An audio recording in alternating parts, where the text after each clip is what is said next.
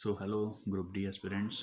मेरा नाम अभिलाष है और मैं 27 नवंबर की सेकंड शिफ्ट में अपीयर हुआ था और मैंने लगभग 87 क्वेश्चंस अटैम्प्ट किए हैं, जिसमें एक्यूरेसी मेरी काफ़ी हद तक ठीक रहती है। अभी मैंने अंडर ग्रेजुएट एनटीपीसी का भी एग्ज़ाम दिया था, तो उसमें भी कहीं ना कहीं मेरे लगभग 84 समथिंग मार्क्स आए हुए हैं। तो कहीं ना कहीं मुझे लगता है कि मेरे जो अनुभव है, मेरा जो एक्सपीरियंस है, कहीं ना कहीं मैं आपके साथ साझा करूँ तो हो सकता है आपके 2 4 10 नंबर कहीं ना कहीं इंक्रीज़ हो। 2 4 10 नंबर मतलब एक सीट आपकी कहीं ना कहीं पक्की हो सकती है रेलवे ग्रुप डी एग्जामिनेशन में। तो अब हम लोग बात करते हैं। मैंने 4 वीडियोस अपलोड कर रखे हैं। पहला मैंने मैथ्स, फिर इसके बाद मैंने रीजनिंग, इसके बाद मैंने जनरल साइंस और जनरल अवेयरनेस।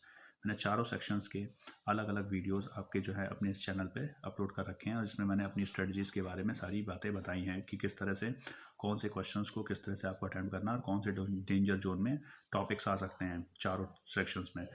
तो अगर हम लोग बात करते हैं अटेम्प्टिंग स्ट्रेटजी, मेरी स्ट्रेटजी क्या रही थी जिससे मैं अच्छे कम समय में सही जो है स्ट्रेटजी को फॉलो करते हुए मैंने जो है 87 अटैम्प्ट कर पाए। कैसे? तो इसके लिए सबसे बड़ी इंपॉर्टेंट बात थी कि पहले मेरे दिमाग में मेंटल क्लैरिटी थी। मैं एग्ज़ाम हॉल में पहले ही पहुंच गया था, कोई रश नहीं था। मुझे पता था कि मुझे किस तरह से चीज़ों को अटैम्प्ट करना है। तो सबसे पहले देखिए, आपका अपना तरीका हो सकता है, मेरा अपना सोचना है, मेरा अपना पैटर्न है पेपर को अटैम्प्ट करने का।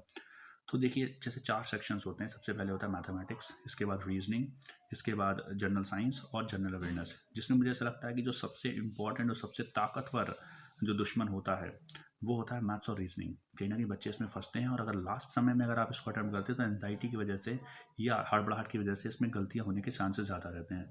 जब आप बिल्कुल स्टार्टिंग फेज में होते हैं, एनर्जी पूरी होती है, फोकस आपका बढ़िया बना हुआ होता है, उस समय अगर आप इस तरह के सब्जेक्ट्स को पढ़ेंगे या उसको अटेम्प्ट करेंगे तो कहीं ना कहीं अपने स्कोर को मैक्सिमाइज कर पाएंगे। अब आपके ऊपर डिपेंड करता है कि आप इन दोनों दुश्मन यानी कि रीजनिंग या मैथमेटिक्स, इसमें पहले आप किसको अटेम्प्ट करते हैं। मेरी स्ट्रेटजी हमेशा से ये रही है कि पहले मैं मेरे दिमाग से मेंटल प्रेशर उतारने के लिए मैं इन दो दुश्मनों में से एक को कहीं ना कहीं मार गिराता हूँ। वो डिपेंड करता है कि मेरा जो है किस तरह से मूड है कि मुझे मैथ्स को पहले अटेम्प्ट करना है या रीजनिंग को। तो मैंने अपने पेपर में, जो मेरा एग्ज़ाम हॉल था, जब एग्ज़ाम सेंटर में मैं देने गया था, तो मैंने सबसे पहले इसमें रीजनिंग को सबसे पहले क्रैक कर दिया, क्योंकि जितनी जल्दी क्वेश्चंस मैंने अटैम्प्ट किए, फर्स्ट अटैम्प्ट में लगभग मैंने 25 के आसपास रीजनिंग में अटैम्प्ट कर दिए थे, जो कि बहुत आसान था अटैम्प्ट करना, अगर आप सर्कुलर पजल के क्वेश्चंस को छोड़ देते हैं तो। और कहीं ना कहीं वो जो क्वेश्चंस होते हैं जिसमें आपको सिम्बल्स दिए होते हैं, इवन ऑड नंबर्स दिए होते हैं, इस तरह के क्वेश्चन अगर आप ये करते हैं तो 25 आप आराम से अटैम्प्ट कर पाएंगे।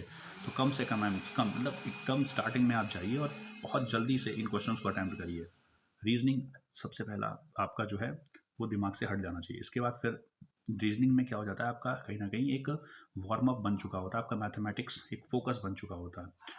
फिर अब वही